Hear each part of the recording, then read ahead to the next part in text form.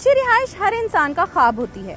घर ऐसी जगह पर हो जहां तमाम बुनियादी सहूलतें मुयस्सर हों। साफ सुथरी कारपेटेड रोड, अंडरग्राउंड बिजली, गैस, स्कूल, अस्पताल, शॉपिंग सेंटर मौजूद हों और प्लॉट आसान एक साथ पर मिलें तो क्या ही बात है। महाना सिर्फ 7,500। तमाम इदारों से मंजूर शुदा। सहूलियात की बात की जाए तो अंडरग्राउंड बिजली, साफ पानी और सबसे बड़ी बात, सोसाइटी अपनी गैस का प्लांट लगा रही है। बिजली और गैस जैसी सहूलतों के साथ कीमत भी बहुत कम। ए और बी ब्लॉक में कब्जा मिलने के बाद लोग अपना घर बना रहे हैं। अभी कंट्री मार्केटिंग विजिट करें, अपना प्लॉट बुक कराएं और अपना घर बनाएं। पार्क लेन सोसाइटी लाहौर सगिया पुल से 5 मिनट के फासले पर, अल रहमान गार्डन फेज 2 के बिल्कुल सामने, फैजपुर इंटरचेंज, M2 मोटरवे से आधा किलोमीटर मेन शरफुर रोड पर। हुकूमत की तरजीहात है कि जनाब इमरान खान की मुलाकात नहीं होने देनी। उमर अयूब साहब ने आज फिर ट्वीट करके बताया कि हम लोग इमरान खान से मुलाकात के लिए गए, लेकिन इमरान खान साहब से हमारी मुलाकात नहीं होने दी गई। और वो ये भी कह रहे हैं कि जो कोर्ट ऑर्डर्स हैं उनके बावजूद, जिनके अदालती अहकामात के बावजूद, जो जेल के सुपरिटेंडेंट हैं अडियाला जेल के, उन्होंने हमें इजाज़त नहीं दी कि हम साबिक वज़ीर-ए-आज़म इमरान खान साहब से मुलाकात कर सकें।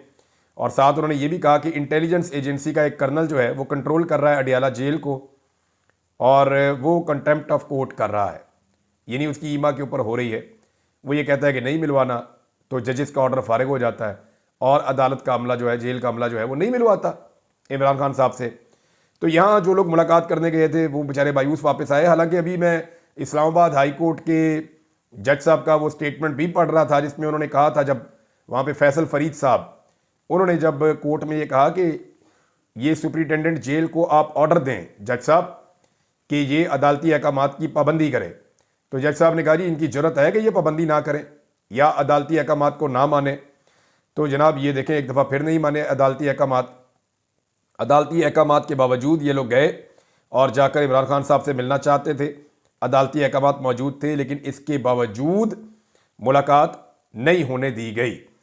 नादरीन, सब जमातों को इकट्ठा करने की कोशिश एक मरतबा फिर शुरू हुई है और इस पर जो है वो उमर अयूब साहब ने और असद कैसर साहब ने, इन्होंने स्टेटमेंट भी दिया है। इन्होंने कहा जी हम पूरी कोशिश कर रहे हैं कि कौमी एजेंडे पर सब जमातों को इकट्ठा करें और पाकिस्तान को नए इलेक्शन की तरफ लेकर जाएं। देखें, अब अगर पाकिस्तान के मसाइल का कोई हल है ना नाज़रीन इस वक्त, तो वो एक ही है कि पाकिस्तान में फिल फौर नए इंतखाबात करवा दिए जाएँ। मैं सीरियसली आपको कह रहा हूँ, अगर आपने दहशतगर्दी से निपटना है, दहशतगर्दी को ख़त्म करना है, अगर आपने इदारों और आवाम के बीच में नफ़रत को ख़त्म करना है, अगर आपने पाकिस्तान की मईशत को संभाला देना है, अगर आपने पाकिस्तान के अंदर गवर्नेंस को बेहतर करना है, अगर आपने पाकिस्तान के अंदर आइन और कानून की हुक्मरानी लेकर आनी है, अगर आपने पाकिस्तान के अंदर सरमायाकारी लेकर आनी है, अगर आपने पाकिस्तान को बेहतर मुल्क के अंदर कन्वर्ट करना है, तो उसके लिए आपको फौरी तौर पे अवामी एतमाद को बहाल करने के लिए एक फिल फॉर इलेक्शन करवाना पड़ेगा।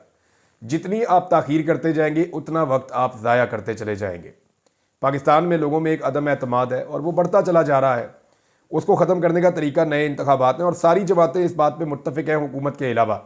हुकूमत को इस बात का पता है कि जब वो दोबारा इलेक्शन में जाएंगे तो वो इलेक्शन जीत ही नहीं पाएंगे और जब वो इलेक्शन नहीं जीतेंगे तो फिर हुकूमत आ जाएगी दूसरी जमातों की या ख़ास तौर पर पाकिस्तान तहरीक इंसाफ की। तो तहरीक इंसाफ की हुकूमत से ये डरते हैं कि उसके अंदर अकाउंटेबिलिटी होती है। तहरीक इंसाफ की हुकूमत में जो है वो इन्हें इस बात का डर है कि मामला फिर इनके खिलाफ हो जाएंगे, इन्हें फिर मुल्क से भागना पड़ेगा।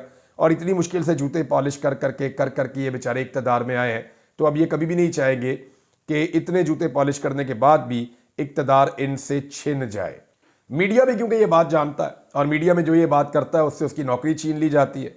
मिसाल के तौर पे मैंने आपको बताया ना, 25-30 के करीब ऐसे सहाफ़ी हैं जो नामवर सहाफ़ी हैं जिनसे उनकी नौकरियां छीन ली गई हैं और सबको बेरोज़गार कर दिया गया है। एक बड़े नामवर सहाफ़ी को शहीद भी कर दिया गया है, अरशद शरीफ को। लेकिन आप ढिठाई का अंदाज़ा कीजिए कि इंफॉर्मेशन मिनिस्टर ने क्या कहा। उन्होंने कहा जी ये तो अपनी वजूहात हैं एंकर्स की या चैनल्स की, ना हुकूमत कोई दबाव डाल रही है, ना रियासत कोई दबाव डाल रही है, ना कोई रियासती इदारा कोई दबाव डाल रहा है। ये जो भी हो रहा है ये खुद ही हो रहा है, चैनल्स खुद ही बंदे निकाली जा रहे हैं। तो इतने पॉपुलर फेसेस जिनकी वजह से चैनल्स पहचाने जाते हैं, क्या चैनल्स उनको निकाल सकते हैं? तो मेरी नज़र में ऐसा नहीं हो सकता, चैनल्स उनको नहीं निकाल सकते। आज जो मुल्क की हालत है, इस हालत से अगर मुल्क को निकालना है तो फिर पाकिस्तान को नए इलेक्शन की तरफ जाना होगा और नए इलेक्शन के लिए सबको बैठकर फैसला करना होगा ताकि free and fair election Pakistan में हो जाए। नाज़रीन, एक और अजीबोगरीब खबर मैं आपको बताता हूँ। ये जो नए जजेस ट्रांसफ़र करके लाए जा रहे हैं ना, जैसा कि इस्लामाबाद हाई कोर्ट के लिए एक चीफ जस्टिस को लाया गया। तो जनाब अब पता चला है कि जजेस तबादले के बाद ट्रांसफ़र होकर साथ आने वाले स्टाफ की जानिब से रिश्वत वसूली की शिकायत सामने आ गई। पता चला जी केसेस लगाने के लिए और चीज़ें फिक्स करने के लिए जो जजेस ट्रांसफ़र होकर आए हैं उनका अमला रिश्वत वसूल कर रहा है। और इस मामले पे जस्टिस बाबर सत्तार की हदायत पर उनके सेक्रेटरी ने रजिस्ट्रार को ख़त लिख दिया है। रजिस्ट्रार ऑफिस 2 हफ्ते की फुटेज निकाल कर देख सकता है कि स्टाफ मुतालबा करके रकम ले रहा है। अंदाज़ा कीजिए आप नाजरीन किस तरह के जजेस और किस तरह का स्टाफ जो है वो इस्लामाबाद हाई कोर्ट में पहुंचाया गया ताकि अपनी मर्जी के फैसले करवाए जा सके। मुझे अच्छी तरह याद है, मेरे एक दोस्त हैं, उन्होंने मुझे बताया था, उन्होंने कहा था हमें 2-3 तरह के लोग इमरान साहब सूट करते हैं। मैंने कहा जी बताया। उन्होंने कहा जी एक तो हमें करप्ट लोग सूट करते हैं कि वो करप्शन करते रहते हैं और जब हम उन्हें कोई काम कहते हैं तो वो आंखें बंद करके हमारा काम कर देते हैं। दूसरा हमें नालायक लोग सूट करते हैं कि वो उस ओहदे के लायक ही नहीं होते जिस पे हम उन्हें बिठा देते हैं और उसके बाद वो इसी डर से कि हमें इस ओहदे से ना हटा दिया जाए जो हम उन्हें काम कहते हैं वो करते रहते हैं। फिर इस तरह उन्होंने मुझे 4-5 किस्में बताई थी कि जो लोग उन्हें बहुत पसंद आते हैं या एस्टेब्लिशमेंट को ऐसा लगता है कि ये लोग बहुत काम के हैं, तो इसी तरह के लोगों को लाकर बिठाया गया और पूरा का पूरा सिस्टम जो है वो बर्बाद कर दिया गया है। सिस्टम की हालत ये हो गई है कि आपका फास्ट बॉलर जो है हारिस रऊफ़ वो पार्लियामेंट में पहुंच गया ख्वाजा आसिफ से मुबैना तौर पे मुलाकात के लिए और कैमरे को देखकर थोड़ा ठटक गया, परेशान हो गया। अब आप अंदाज़ा कीजिए कि क्रिकेटर्स को क्रिकेट खेलने के लिए भी वही रास्ता अपनाना पड़ता है जो मरीम नवाज़ को बहुत अच्छे तरीके से आता है।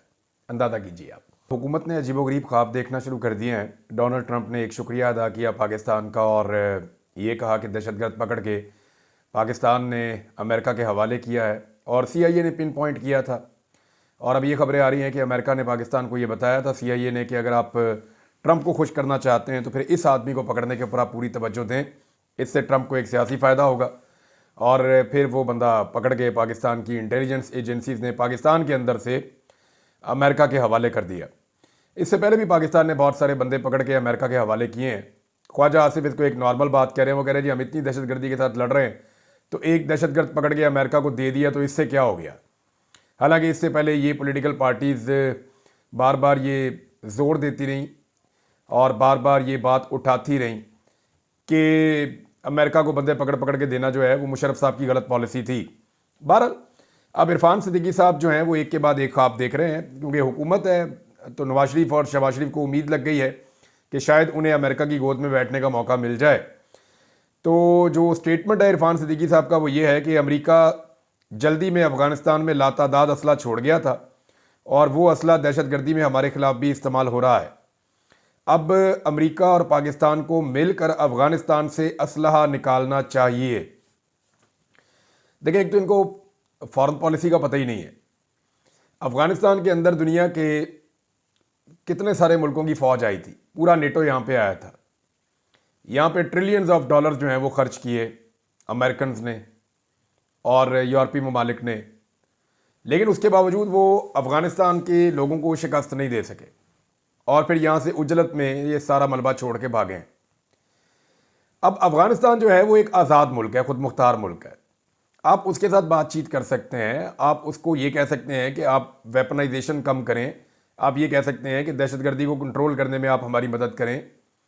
आप ये फैसला नहीं कर सकते कि वो अपने मुल्क के अंदर क्या करेंगे और क्या नहीं करेंगे, या उनके मुल्क में या उनकी सोसाइटी में वेपनाइजेशन होगी या नहीं होगी, या वो जो पश्तून है वो हथियारों के साथ रहेंगे या नहीं रहेंगे।